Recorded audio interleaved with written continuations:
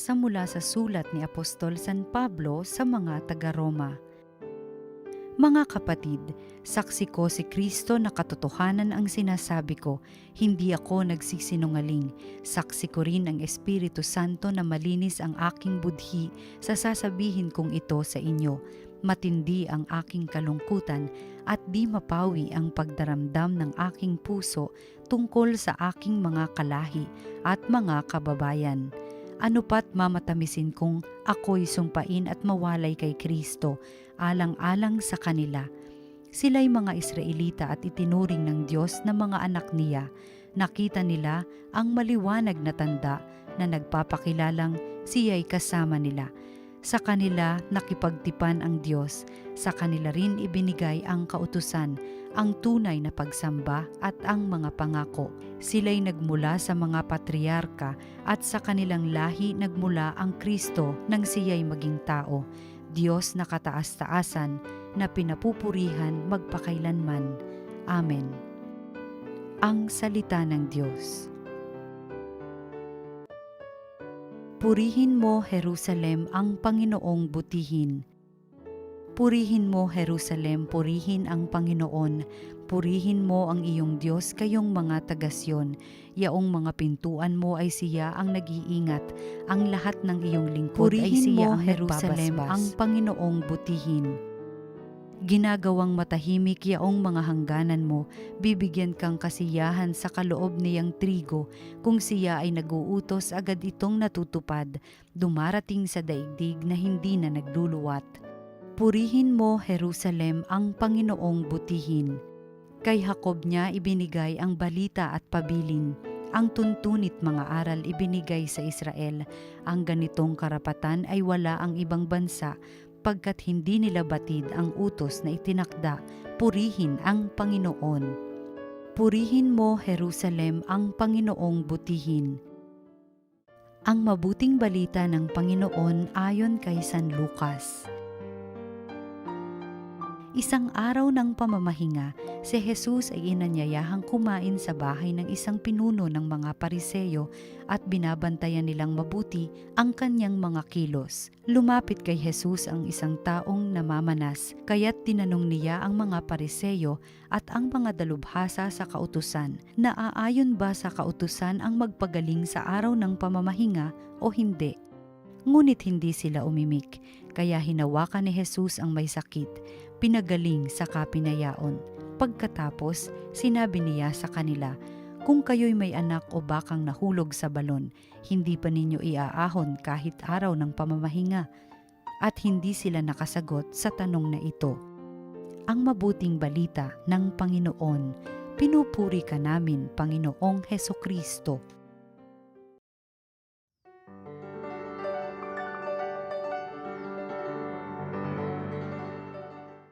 Magandang araw mga kapatid sa pananampalataya. Muli purihin, pasalamatan ng Panginoon Diyos sa mga programa ng TV Maria na patuloy na naghahasik at nagtatanim ng mabuting balita ng Panginoon sa ating mga buhay. Katulad po ng Ebanghelyo sa araw na ito mula sa ating Panginoon. Alam po ninyo, sa buhay natin marami mga OC. Marami mga usisero, marami mga pakialamero, maraming walang ginagawa kundi pumuna ng pumuna, hindi naman nakakatulong, puro negative, negative, negative. Sa madaling sabi, ito yung mga kontrabida sa ating buhay na wala namang naiko-contribute sa ikabubuti ng ating buhay o sa kanila, puro paninira ang inaasikaso. Bakit ko po binanggit ito? Ay sapagkat ito po ang nangyayari sa Ebanghelyo. Ang Panginoon ay inanyayahan na kumain sa isang bahay, pero hindi upang pakitahan ng hospitality o kagandahang loob, kundi upang mag-OC ang kanyang mga kaaway, bantayan ang mga pakinggan, bantayan ang pananalita ng Panginoon, ang kanyang mga ginagawa at nang makapaggumawa sila ng kaso laban sa Panginoon upang maisuplong nila ang Panginoon sa mga kinauukulan. Yan palang Jesus yan, ganito, ganito, ganito, ganito. So masama talaga ang attitude ng mga taong ito.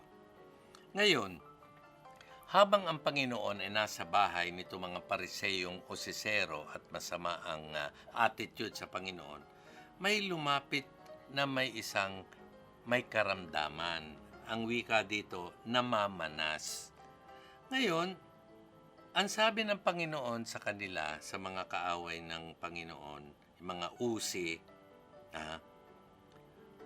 ano sa palagay ninyo? Ang paggawa ba ng mabuti, magpagaling sa araw ng Sabat, araw ng pamamahinga, ay masama o hindi? Ay hindi naman sumagot. Mga duwag, mga takot. Kaya inunahan sila ng Panginoon. Sinabi sa may sakit, gumaling ka at humayo ka na. Nako, kunyari na iskandalo yung mga kaaway ng Panginoon. Aba, nagpagaling siya? Di ba bawal yan sa araw ng Sabat? Bawal yan sa araw ng Sabat? Nagpagaling siya? Pero sa Panginoon, this is an act of love. Nangangailangan itong taong ito, maghihintay ka pa ba ng ilang araw bago mo tulungan ito? Ang tanong, parang ganito yan. Kung may sunog, sasabihin ba ng mga bumbero, ay piyesta opisyal ngayon, hindi kami pupunta dyan sa sunog. Ay kung merong emergency, sasabihin ba ng ambulansya, ay araw ng Pasko ngayon, excuse me, hindi kami pupunta dyan. Yun ang ibig sabihin ng Panginoon. Pag ang isang tao ay may matinding pangangailangan at kaya mo namang tulungan, go ahead and do it. Alam po ninyo mga kapatid, nakakalungkot yung isang balita recently lamang po. Huwag po kayo maiiskandalo at ito naman po ay hango sa mga pahayagan. Sa Amerika po ito nangyari, sa train, parang MRT or LRT. Huwag po kayo maiiskandalo, okay? Ito naman po tunay na nangyari. May isang lalaki doon, masamang lalaki, na nang-rape ng halay sa loob mismo ng bagon ng kanilang train sa Amerika. At habang sumisigaw itong kawawang biktima, ay napakaraming nasa paligid ng mga pasahero na hindi naman natinag, walang ginawa, dinedma ang kawawang nire-rape. At yun din ang himutok later on ng mga pulis at mga investigador sapagkat nakita nila ang CCTV. My goodness, sabi nila, here is someone who needed help and not one of the other fellow passengers came to the aid of this poor woman. Mga kapatid sa pananampalataya, ito po ang sinasabi ng Panginoon. Kaya na example niya, kung may tao o anak o bakang nahulog sa balon, hindi ba ninyo iaahon agad yan kahit na ito ay araw ng Sabat o pamamahinga? Ang diwa ng pagmamahal ay diwa ng Panginoon sa ating puso. Huwag nating labanan ito. Huwag nating puksain ito. Bagkus pairalin natin ito sa pamamagitan ng pagtulong, pagdamay sa mga mahihirap, mga may sakit, at sa mga nangangailangan ng ating tulong. Ang Diyos ay maawain sa atin, matulungin sa atin. Di ba nararapat lamang na ipakita rin natin ang pagmamahal na yan ng Panginoon sa atin sa pamamagitan ng pagdamay, pagtulong sa mga nangangailangan ayon sa diwa ng Panginoon. Nawa ang pagmamahal ng butihing Panginoon na siyang pag-ibig ay sumaatin nawa lagi sa tuwina at ang tayo ay laging handang magpakita ng pagmamahal ng Panginoon Diyos sa ating kapwa. Amen. Mga kapatid sa pananampalataya, ako po ay taus-pusong nananawagan po sa inyo na tangkilikin ang ating YouTube program ng TV Maria sa YouTube TV Maria Phils. Napakaganda po ng mga programming ng TV Maria. Gaya ng lagi ko po sinasabi, nagpapayaman po ito ng ating isipan at pananampalataya.